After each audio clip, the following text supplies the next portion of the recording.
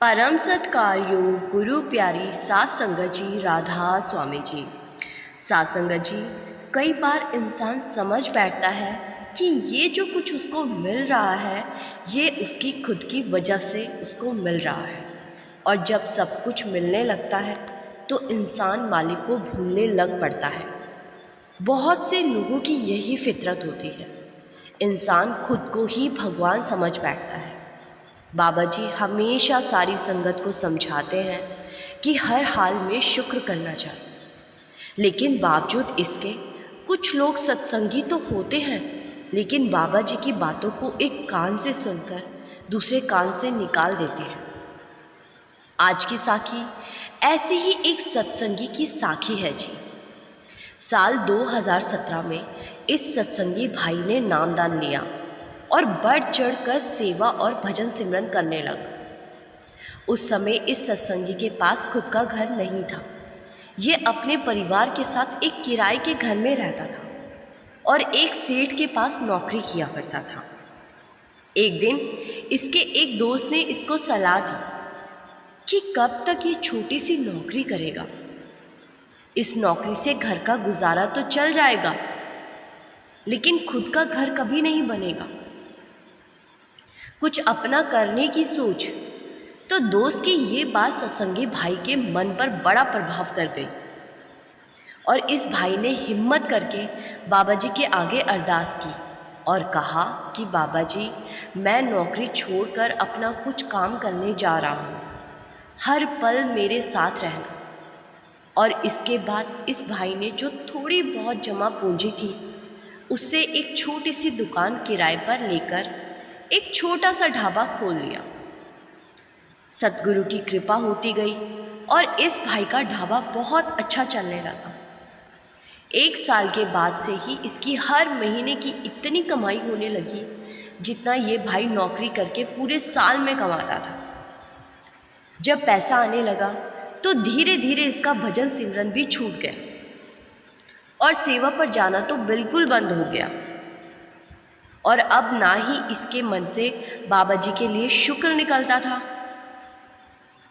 जब काम शुरू करना था तब बाबा जी याद थे, और जब काम बहुत अच्छा चल पड़ा तो इसको अपने काम के अलावा और कुछ दिखाई नहीं देता था। अब साल जून 2018 आ चुका था और अब इस भाई ने सोचा कि अब मैं होम लोन लेकर खुद का घर बना सकता हूँ, क्योंकि अब मैं बड़ी आसानी से लोन की किश्त चुका दूंगा। तो इस भाई ने अपनी पत्नी से इस बारे में सलाह ली, तो पत्नी भी खुश हो गई कि अब हमारा खुद का घर होगा। फिर इस भाई ने अपनी पत्नी के साथ घर देखने शुरू किए और एक घर इनको पसंद आ गया। वो एक आलीशान और बड़ा घर था जिसकी कीमत 2 करोड़ रुपए थी। इस भाई को और पत्नी को भी यही घर पसंद आ गया और उन्होंने बैंक में 1.5 करोड़ के लोन के लिए अप्लाई कर दिया। बाकी के 50 लाख इसने काम से कमाकर जोड़ रखे थे, और जब ये लोन अप्लाई करके वापस घर आए तो उस रात जब ये भाई सोया तो इसको दिखाई दिया कि बाबा जी कह रहे हैं कि ये घर नहीं खरीदना, कोई छोटा घर खरीदना है। अगले दिन जब ये भाई उठा तो इसको रात सपने वाली बात दिमाग में घूमने लगी कि बाबा जी ने ऐसा क्यों कहा कि बड़ा घर नहीं छोटा खरीदना है। फिर ये मन ही मन सोचने लगा कि सतगुरु तो अपने बच्चों की तरक्की से खुश होते हैं और बाबा जी मुझे कह रहे हैं छोटा घर खरीदना है। तो इसने बाबा जी की बात को इग्नोर कर दिया, क्योंकि वैसे भी जब से ढाबा खुला था तब से इसने बाबा जी से और सत्संग घर से बिल्कुल दूरी बना ली थी। पहले जब इसकी नौकरी थी तो ये हर महीने 500 रुपये सत्संग घर में दिया करता था, और अब इतनी बड़ी कमाई होने के बाद भी इसके मुंह से बाबा जी के लिए शुक्र नहीं निकलता था, और ना ही एक पैसा अब परमार्थ में जा रहा था, क्योंकि इसको अब ऐसा लगने लगा था कि ये सब तो मेरी मेहनत और मेरी नौकरी छोड़ने के रिस्क लेने की वजह से मुझे मिला है। सात संगत जी, ये कोई पहला इंसान नहीं है जो ऐसा सोच रखता है। ऐसे बहुत से लोग होते हैं जो तरक्की पाते ही मालिक को भूल जाते हैं। तो इसने अपनी पत्नी को भी बाबा जी के सपने वाली बात बताई। पत्नी भी एक सत्संगी थी और बाबा जी को बहुत मानती थी। तो पत्नी कहने लगी कि अगर आपको ऐसा सपना आया है तो ज़रूर कोई ना कोई बात होगी, इसलिए हमें इग्नोर नहीं करना चाहिए। आप कोई दूसरा घर देख लो जो छोटा हो। लेकिन सत्संगी पर तो पैसे का भूत सवार था और अहंकार आ चुका था। सत्संगी भाई कहने लगा कि अब क्या हम छोटे घर में रहेंगे? इतने पैसे मैं कमा रहा हूँ तो क्या फ़ायदा ऐसी कमाई का। इधर बैंक से फ़ोन आ गया कि आपका लोन अप्रूव हो चुका है। बस एक ही महीने में सारी फॉर्मेलिटीज़ हो जाने के बाद ये परिवार किराए का घर छोड़कर अपने बड़े और आलीशान घर में चले गए। 1.5 करोड़ के लोन की 2 लाख रुपए महीने की किश्त बनी थी, जो ये भाई बड़ी ही आसानी से चुका रहा था, क्योंकि इसका ढाबा बहुत अच्छा चल रहा था। ऐसे ही 2018 और फिर 2019 भी ख़त्म हो गया और 2020 आ गया। फिर एक दिन ये भाई अपनी पत्नी को बड़े अहंकार से कहने लगा कि देख, हमें कितने महीने हो गए इस बड़े घर में रहते हुए, कुछ भी नहीं हुआ। बाबा जी तो वैसे ही बोलकर चले गए और तू भी उनकी बातों में आ गई थी। सतगुरु को तो खुश होना चाहिए था कि हम तरक्की कर रहे हैं। साथ संगत जी, हम चाहे सतगुरु को भुला दें, लेकिन सतगुरु हमें नहीं भुलाते। इस सत्संगी के मन से बाबा जी के लिए शुक्र करना बंद हो गया था।